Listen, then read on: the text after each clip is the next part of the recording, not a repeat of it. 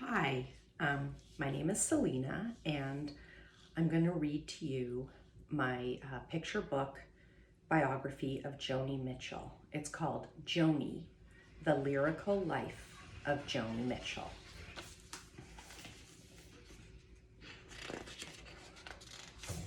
This is the title page.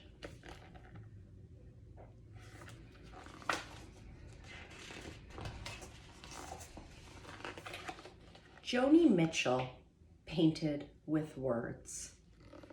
Sitting at her piano or strumming the guitar, she turned the words into songs. The songs were like brushstrokes on a canvas, saying things that were not only happy or sad, but true.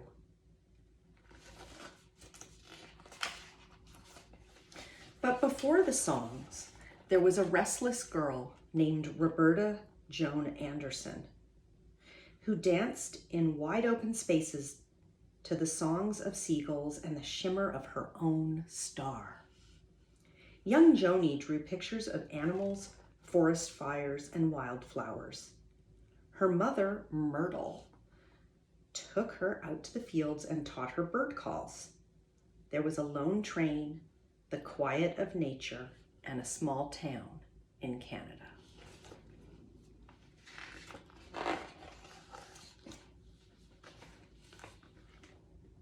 But sometimes Joni felt at odds in the Anderson house, like an upside-down bird on a wire. It's not that her parents didn't love her, but they were cautious and fixed in their ways. It seemed to Joni that Myrtle was always cleaning, but one time she told her daughter, "I'll allow you to paint on the wall of your room."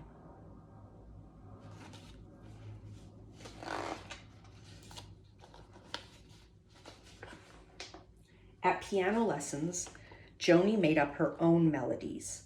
Rainbows tiptoed and jumped and skipped in her head.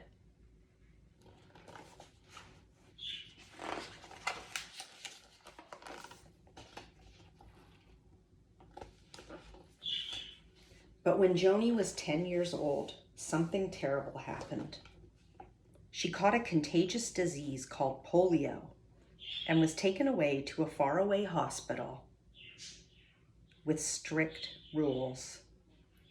The girl who loved dancing and painting and music was ordered to lie perfectly still.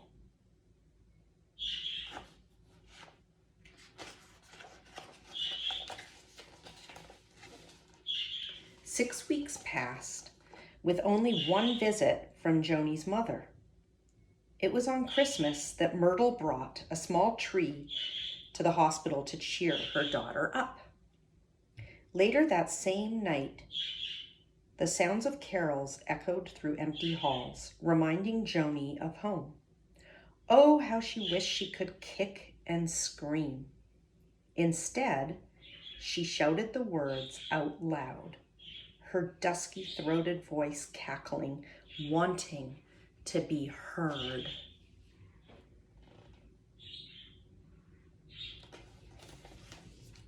"I will make something of myself," she promised the Christmas tree.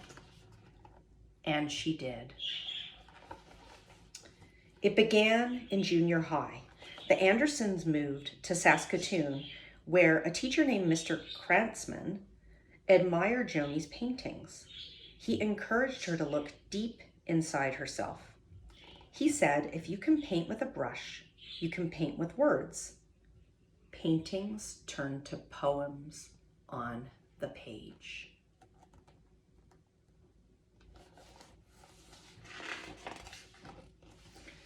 In high school, Joni was desperate for a guitar to entertain her friends with.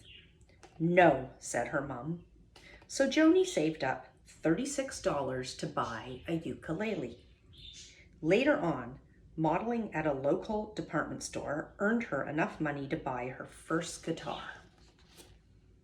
But she wanted to do more than just play for her friends. When Joni finally left Saskatoon, it was to go to an art school in Calgary, where she found a world of coffee houses and poetry and a captivating music scene.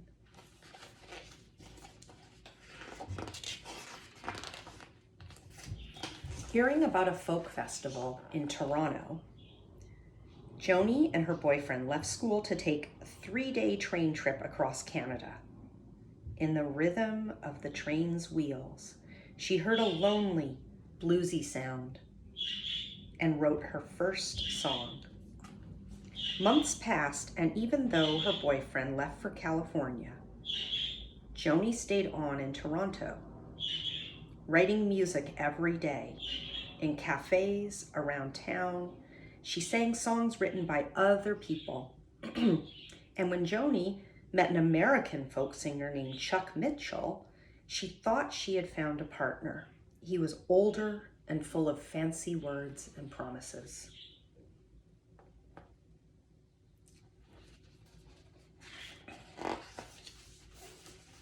JONI packed a guitar case full of dreams, moved to Detroit, and changed her name to JONI Mitchell. Everyone loved JONI's voice, but JONI didn't love being married. There was a thunderstorm of feelings, anger and tears, and performing her own songs for the very first time. Through it all, JONI kept writing her feelings down, and the stanzas turned to songs.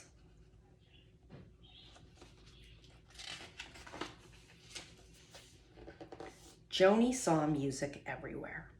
On a flight one time, she looked up from her book and noticed the clouds from above and from below.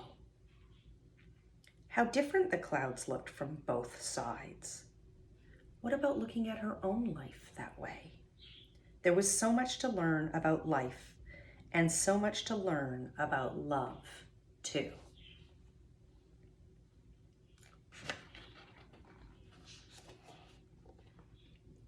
Next, JONI followed her music to New York. Her neighborhood, Chelsea, was abuzz with energy. There were 1,000 stories on a single block. The sounds of horns and people and pigeons drifted through the butterscotch curtains. JONI wrote her feelings of joy and wonder into a song called Chelsea Morning.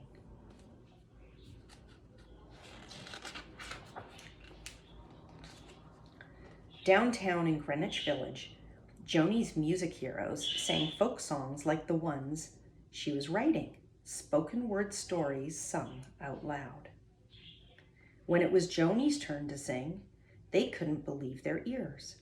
Her songs were strong and honest and truly astonishing.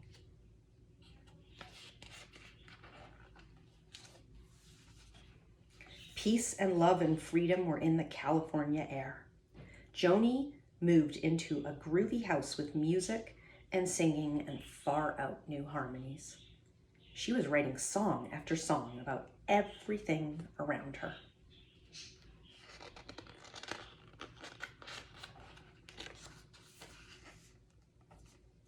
In the summer of '69, all of JONI's friends were going to Woodstock, a music festival in upstate New York.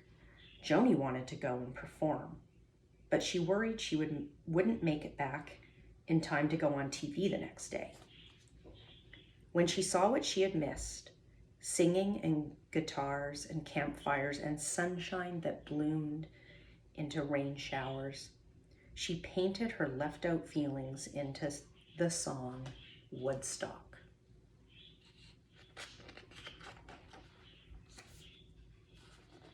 When JONI performed Woodstock, it brought back the intensity of missing the experience. She sang, "We've got to get ourselves back to the garden."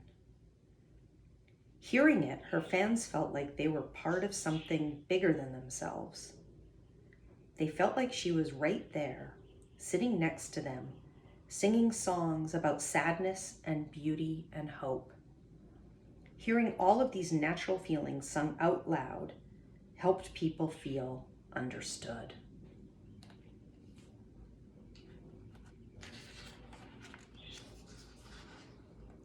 But outside of the garden, JONI saw humans destroying nature with buildings and cars. She was so upset that she painted her feelings into a snappy song called Big Yellow Taxi. When her friend Neil Young wrote a song about wanting to stay young forever, she answered playfully with a tune of her own called The Circle Game.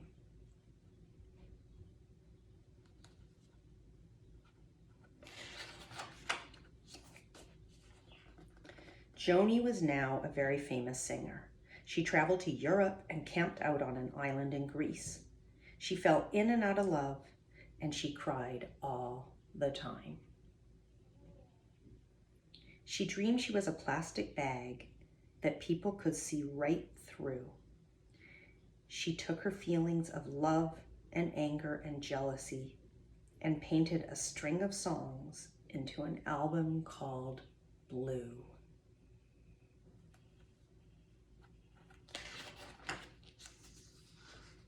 By the time JONI was 35, she moved away from folk music, experimenting with new sounds, rock and pop and then jazz. She met a great musician named Charles Mingus, who shared her spirit of honesty. JONI put her voice and her words to his music and made an album called Mingus. There were dozens of different guitar tunings, a synthesizer, and electric new vibes. Maybe her fans didn't like it as much as her earlier music, but JONI didn't care.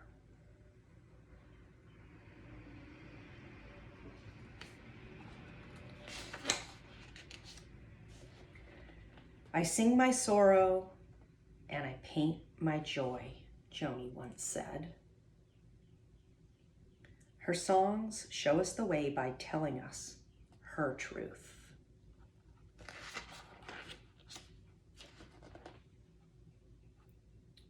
Truth gives us freedom, and freedom gives us the wings to fly.